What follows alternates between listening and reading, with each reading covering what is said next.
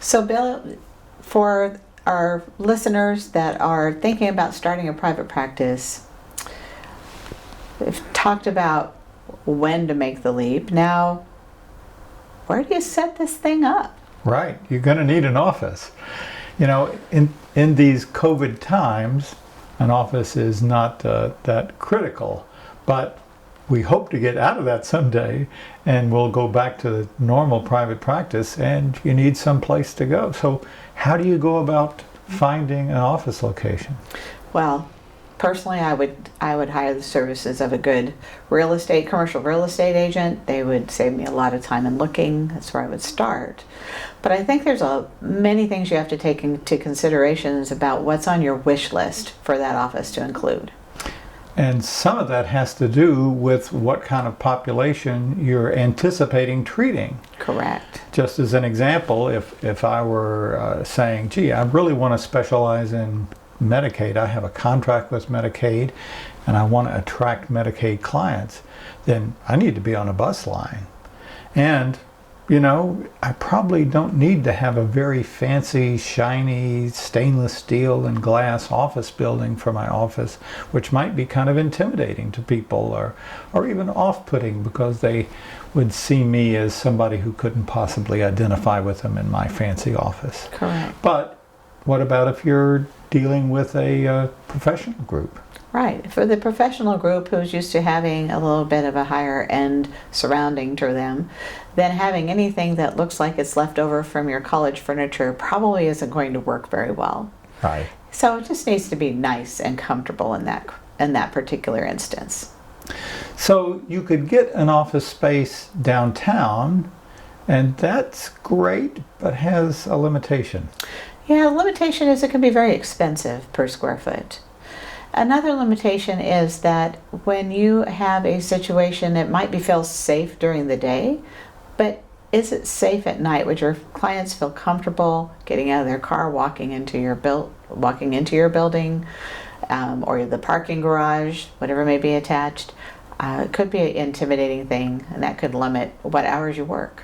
Right, because we forget that after hours in a big city in particular, there may be homeless people sleeping in your doorway, and that would be something uncomfortable to walk past as you're going to your 7 p.m. appointment downtown. Right.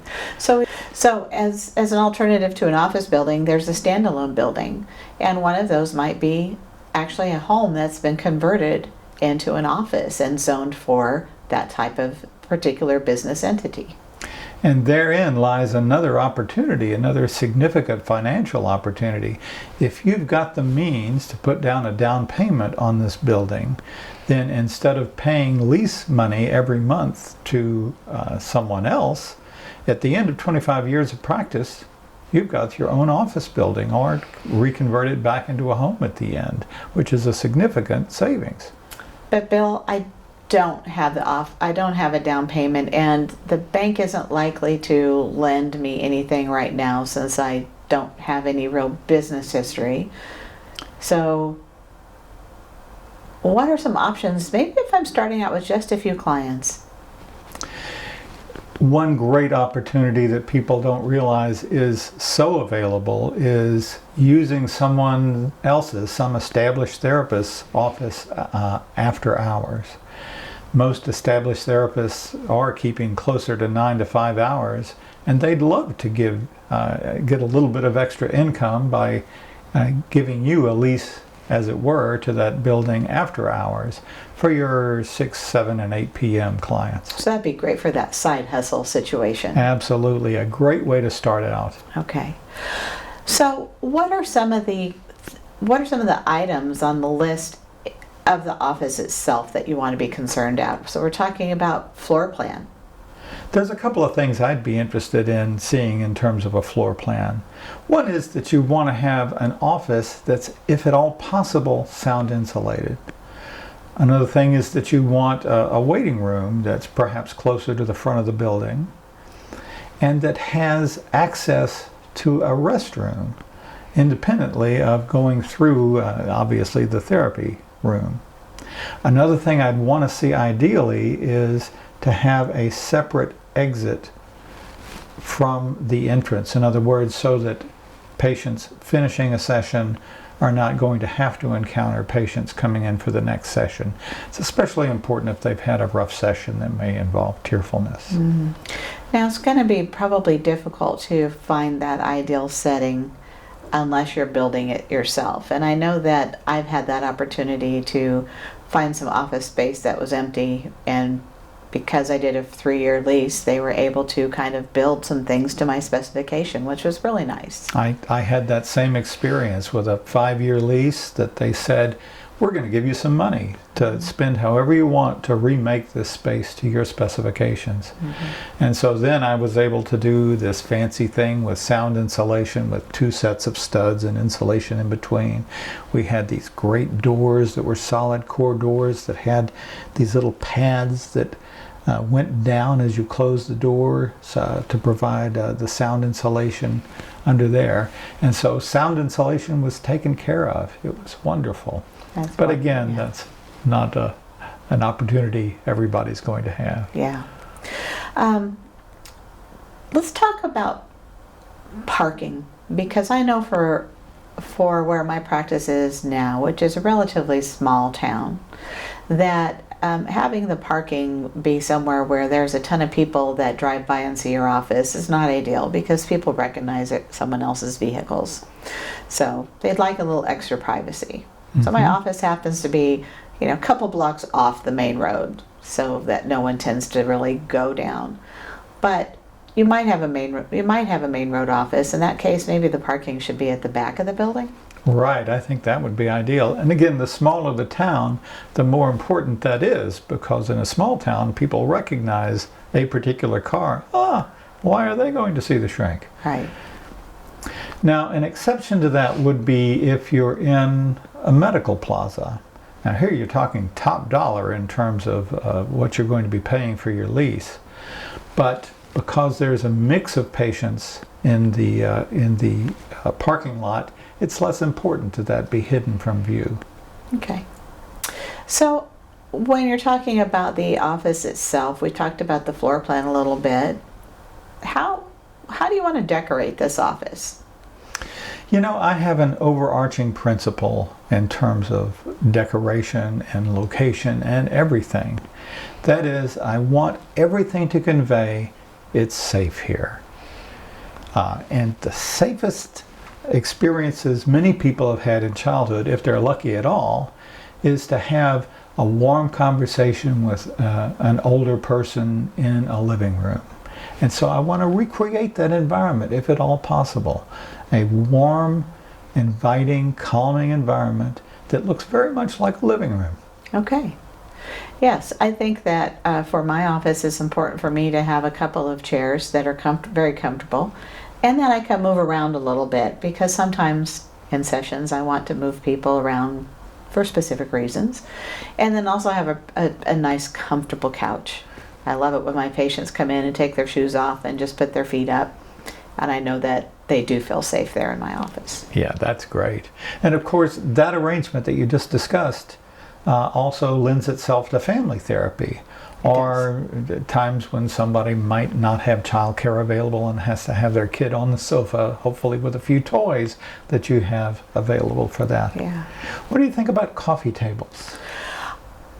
I'm a fan of them in my own home, but not in the therapy room. I think that becomes a barrier between a client and myself. And there are times I might want my chairs movable, because there are times I may need to sit closer to that client. That coffee table is going to be a barrier there. Mm-hmm. So then what do you do with the coffee? I make sure to have some side tables around to put drinks on, some coasters. So there's always plenty of room to put things. And then as I was gesturing over here, I'm going, and look, we have a lamp. Real important in a therapy room, because the overhead lighting in many office spaces is very harsh, and being able to turn that off and have some nice eye level height lighting is very important.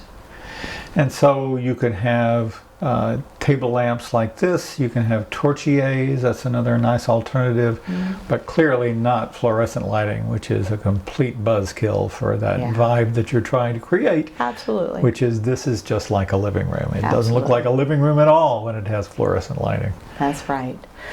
Have a nice rug on the floor. That helps keep things soundproofed a little bit more as well.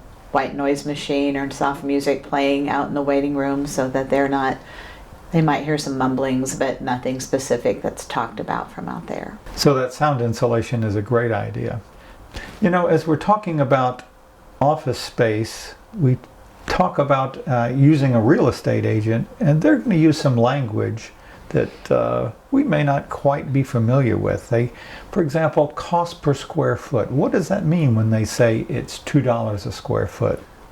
Right. So that's about the amount you're going to be paying in rent for that building. And you always want to double check if they're talking about that being per year or per month. Because you might find a great space and they list it as $75 a square foot and you're going, whoa, I can't afford that.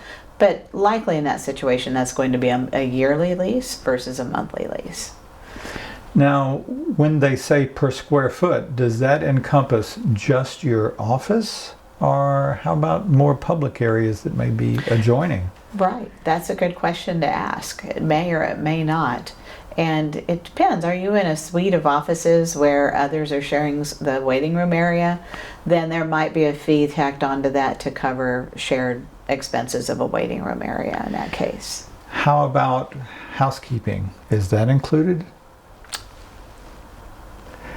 I hope so, but it likely may not be. It really depends on the configuration of that building.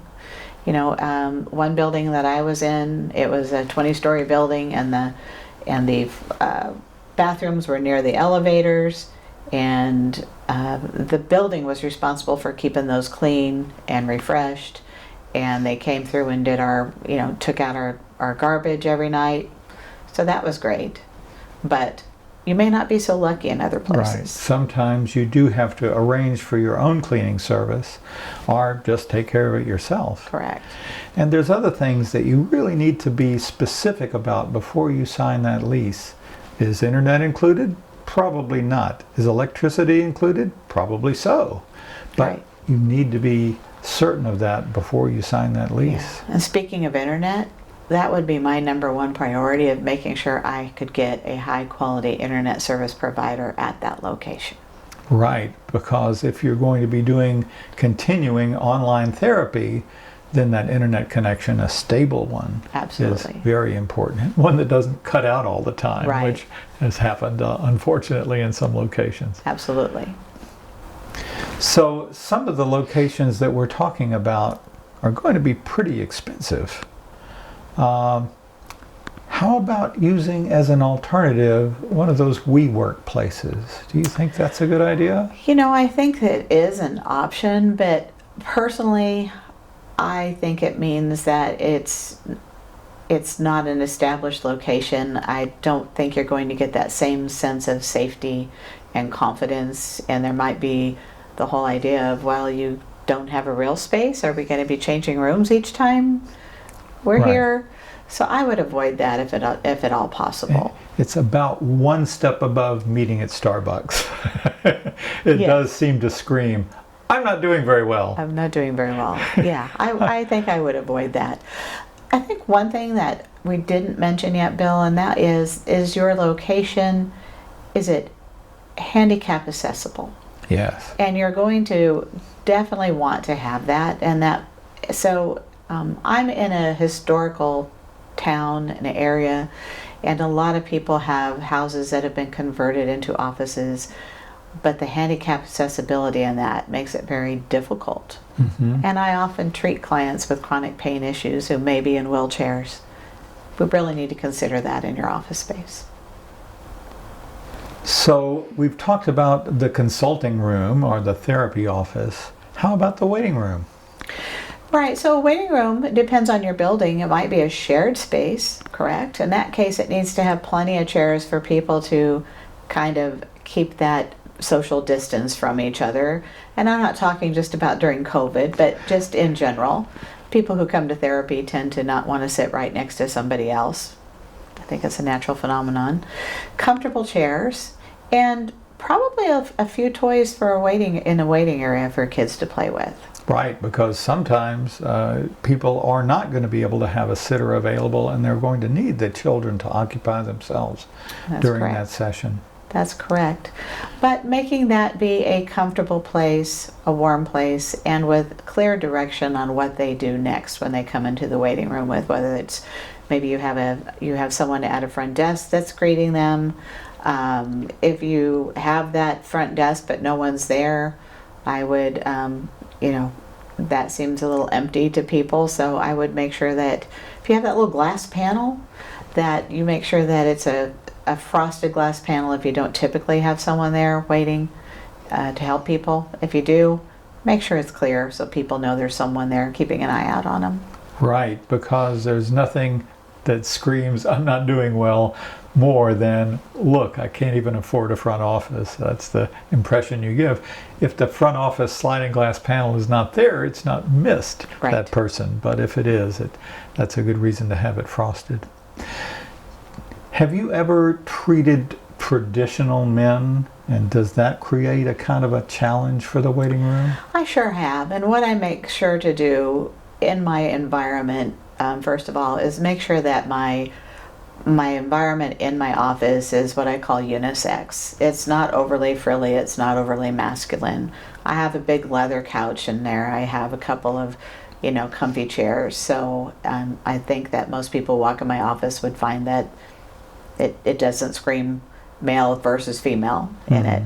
But I make sure to have, usually have some subscription magazines in the office waiting room, like, Scientific American Today, or, how'd they make this? Something like that. That's, Car and Driver.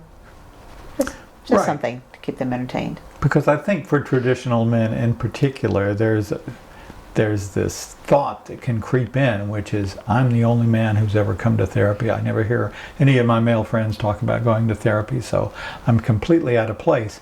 And a simple cue like Car and Driver magazine or Scientific American, as you said, can give that cue that says, hey, other men are here.